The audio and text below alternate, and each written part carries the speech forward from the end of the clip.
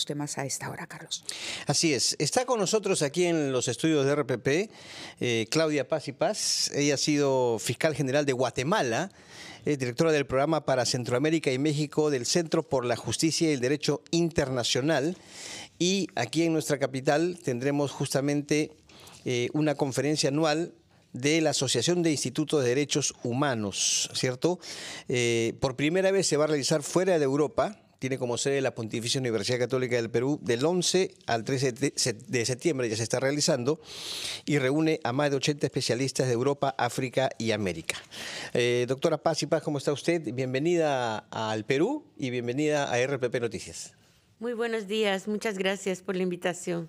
Bueno, ¿cuál es el enfoque? ¿Cuáles son los temas que se van a abordar en concreto, ¿no?, con relación a los derechos humanos en esta conferencia anual de la Asociación justamente de Institutos de Derechos Humanos? Sí, creo que es un enorme acierto de la Asociación de Institutos de Derechos Humanos y de la universidad convocarnos para conversar de un tema tan importante. El crimen organizado y sus efectos sobre los derechos humanos. Muchísimas veces, bueno, todos somos conscientes de la gravedad de los efectos del crimen organizado sobre los derechos humanos, sobre bienes jurídicos tan importantes como la vida, la libertad, como el crimen organizado también trae asociada corrupción de funcionarios públicos. Pero creo que es muy importante verlo desde estas dos perspectivas, ¿no? Cómo se puede combatir el crimen organizado de una forma eficiente, eficaz, pronta, pero con absoluto respeto a los derechos humanos. ¿Y cómo se puede fortalecer justamente? ¿Cuáles son las estrategias para fortalecer la defensa de los derechos humanos frente al crimen organizado? Aquí en el Perú estamos atravesando por una coyuntura bastante difícil desde ese punto de vista. Entonces, ¿cuáles son las propuestas que se pueden manejar para combatir el crimen organizado y, por supuesto, reforzar los derechos humanos?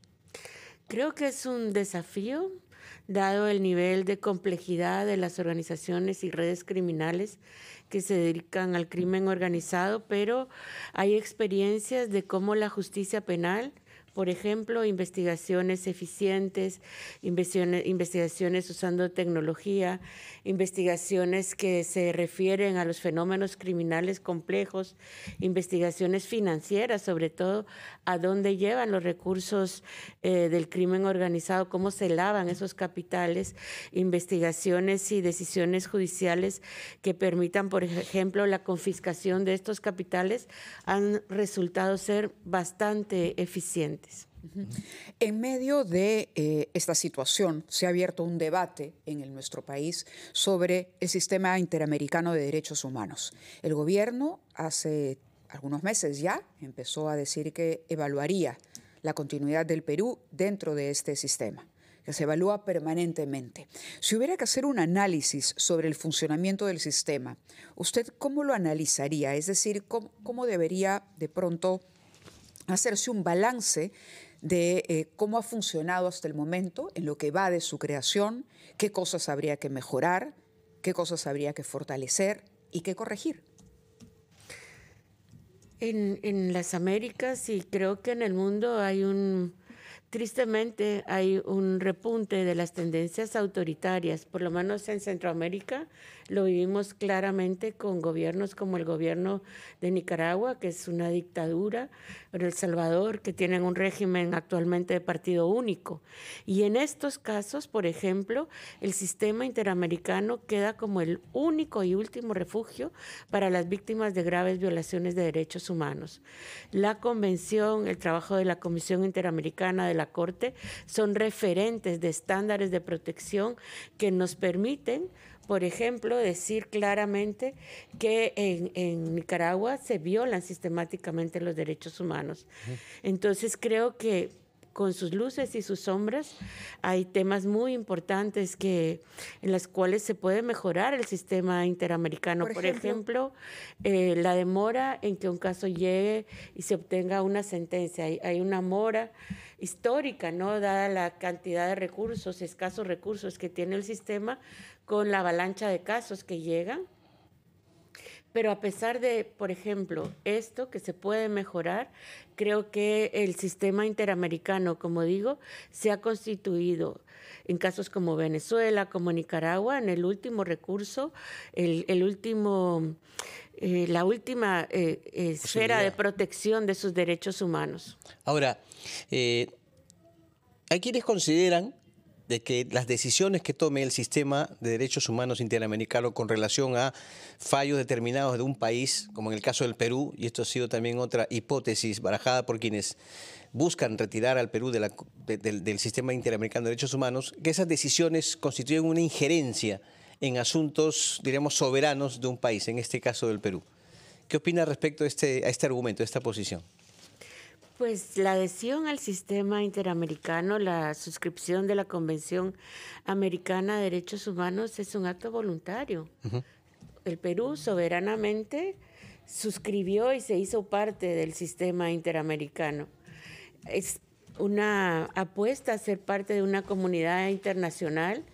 Es un consenso la vigencia y el necesario respeto a los derechos humanos y sinceramente creo que deberían de pensarlo las autoridades peruanas en qué lugar se colocarían si denuncian, por ejemplo, la convención y se retiran del sistema interamericano. Estoy mencionando los países que lo han hecho: Venezuela, Nicaragua.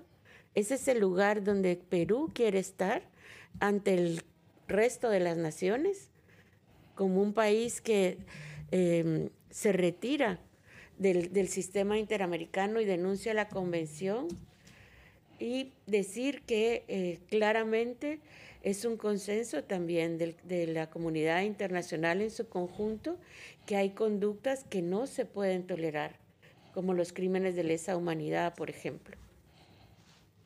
Bueno, permítanos hacer una pausa, por favor, tenemos que cumplir con los anunciantes y regresamos para seguir dialogando con usted. Está con nosotros Claudia Paz y Paz, ex fiscal general de Guatemala y directora del programa para Centroamérica y México del Centro por la Justicia y el Derecho Internacional, evaluando justamente el sistema interamericano de derechos humanos.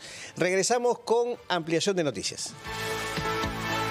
Son ya las 8:23 de la mañana y hemos recibido aquí en la cabina de RPP y veníamos conversando con la doctora Claudia Paz y Paz, ex fiscal general de Guatemala y directora del programa para Centroamérica y México del Centro por la Justicia y el Derecho Internacional. Y ella defendía la pertenencia, digamos, o el sistema interamericano de derechos humanos, dijo, con sus luces y con sus sombras. Es finalmente una instancia para que se pueda recurrir y cree más bien que la tendencia al autoritarismo es lo que está llevando a muchos países a decidir apartarse o a poner en duda su continuidad dentro de este sistema. Quienes argumentan que el sistema peca de o que validan la posición de una evaluación y la posibilidad de una salida, señalan que, por ejemplo, en el caso último que ha enfrentado el Perú de una ley de amnistía para policías y militares que vienen siendo investigados o que han sido sentenciados por violaciones a los derechos humanos en el marco de la lucha contra el terrorismo, dicen, pero el sistema interamericano no puede, la Corte en este caso, no puede pedirle a los jueces que fallen en uno o en otro sentido, no puede interferir, ¿no? Porque ya hay jueces que, apelando, por ejemplo, a la prerrogativa del control difuso, se han negado a aplicar. ¿No pecó ahí el sistema, a través de la Corte, de adelanto cuando había el mecanismo, cuando existe en el Perú todavía el mecanismo reconocido por la Constitución para el control difuso de los jueces? ¿No pecó, no se adelantó y provocó innecesariamente una confrontación con el Estado? Le pregunto. Creo que es una pregunta muy pertinente. Sin duda. Recordemos que estas sentencias son del 2000-2006 y en ellas la Corte ya dijo que no eran compatibles las leyes de amnistía o de prescripción con los estándares interamericanos.